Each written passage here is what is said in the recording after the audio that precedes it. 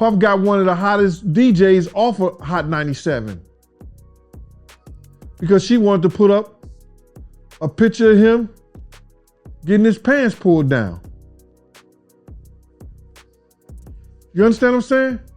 Puff had power. Sorry I can no longer help you guys. Soon you will all be gay and happy. You are all now left under leadership of Puffy Daddy. Clear. There were lots of homosexuals in hip hop back in the 80s too.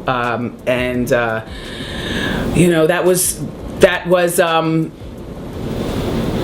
you know, what's worse, you know, hip hop wearing skirts or hip hop being closeted and having a plethora of kids to prove manhood that, you know, and denial of something that you shouldn't have to deny, which is your sexuality. Wendy Williams firing from her own talk show has become the talk of the town, and the decision to replace her time slot with Sherri Shepherd has also drawn some eerie from fans. But this isn't the first time the fiery media personality has been shown the door. Years ago, while still working as a radio host, Wendy got fired, and she would later squarely blame the bad boy honcho Puff Daddy, a man who has since done away with Puff and just remained Diddy. According to Wendy, Diddy sanctioned her sacking because she knew way too much about the rapper's personal life, especially about his stained sexuality. So, what really happened between the two stars back in the day? Stick around to find out more. Back in November 2008, listeners of Wendy Williams' radio show, The Wendy Williams Experience, were stunned to hear her announce that her longtime co-host, Charlamagne Tha God, had been fired along with much of the show's production staff. Good straight.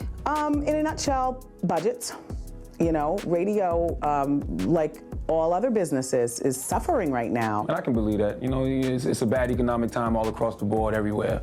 So everybody's trying to pinch pennies. In remarks made during the show, Wendy said the firings had been the decision of the company aimed at cutting costs. That it wasn't long before she also followed her co-host out of the studios. From breast implants to asking Whitney Houston about drugs to occasionally outing gay rappers, Wendy's whole remarkable career has been built on the concept of go for it. And truth be said, it got her into trouble a whole lot. Diddy, for one, has never seen eye to eye with Wendy for over decades. When the celebrated media personality started a rumor about Sean Diddy Combs, he didn't take too kindly to it.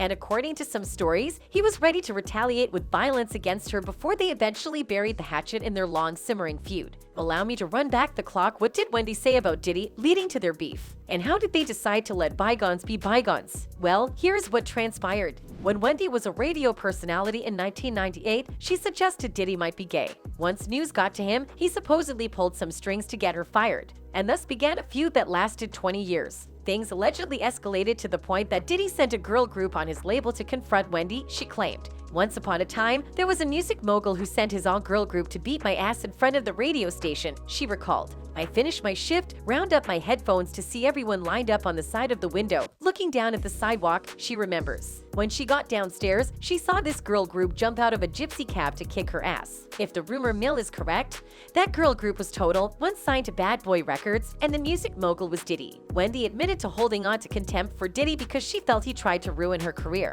The hell he put me through, she wrote in her book The Wendy Williams Experience, I will never forget, but I don't hate him. And in 2017, Diddy stopped by Wendy's show to publicly put to rest their two-decade feud. The interview was something she previously said she hoped would happen, though she didn't think it was possible. I must say it's been a long time coming. Yeah. And I want to just tell you how proud I am of you. Because I don't think you get enough credit for being the first one to really cover our culture, you know, hip-hop culture and also hip-hop celebrities and just understanding that it's news, not just saying that's all that you cover, but you started shedding light on our culture and our people, and thank you. I know I pissed a lot of people off, including you, she told Diddy as their interview started, that this is a full circle moment. He seemed to accept the olive branch and opened up to Wendy about a few personal things, including his love for his then girlfriend, Cassie. I'm in love now, he gushed. During their reconciliatory chat, Diddy told Wendy to ask him anything, and he disclosed something painful in return, talking to her about the trauma of losing his friend, Christopher Notorious B.I.G. Wallace. I always feel some sort of responsibility because I'm in this thing with him, he told her. He was supposed to go to London that night and I let him talk me into not going to London and staying in LA. That's something that bothered me throughout my life, Diddy confessed. Sometimes you have to really go with the decision in your gut. He shared, "That's one of the things I regret, not making sure that he went to London." Back to the story, Wendy, to this day, believes Diddy had her fired from her Hot 97 radio job and insists she had evidence proving Diddy was gay. Wendy alleged that she had a sex tape of Combs having anal sex with rapper Loon. "Just wait till this hits the internet," she exclaimed at the time. Neither Diddy nor Loon issued a statement or came forward to defend themselves. For those who know her well would tell you that Wendy Williams built her career saying things other people wouldn't say, and that surely came with a fair share of consequences. Wendy, born in New Jersey, got her start in radio in the late 1980s. She worked her way up through DC and New York-based stations and by 1993 had earned a Billboard Radio Award, honoring her as the R&B Major Market Radio Air Personality of the Year. She gave her listeners candid advice and shared the details of her own life dramas. Wendy was known for her fiery, unapologetic personality. According to a 2005 New York Magazine profile, during her run at WBLS, her interns were instructed not to speak to her unless spoken to. She bounced around different stations into the 2000s, discussing pop and rap stars on air. She's also struggled publicly with being fired and ostracized, with a cheating husband who was also her manager, with substance abuse issues and her chronic illnesses. She made a name for herself by getting immensely personal with her listeners, which is perhaps why her fan base is so enamored with her. That's because she speaks her truth and connects with them immensely. Wendy hasn't only spoken her own truth, though, and a fair share of celebrities have taken issue with her over the course of her career. In the 1990s, she had a habit of outing various rappers and pop stars, making claims that the likes of Diddy, Whitney Houston, and others were gay. These accusations were not taken lightly. Whitney's friend Robin Crawford admitted that the pair planned to confront Wendy over the gossip, but in the end, it was Diddy who attacked her and got her fired. Tupac even threw a diss at her in his music after she made claims about his time in prison. But despite the drama, Wendy's brashness attracted television executives, and in 2008 she was asked to do a trial run of her own syndicated talk show. It was a sweeping success. Immediately the show resonated,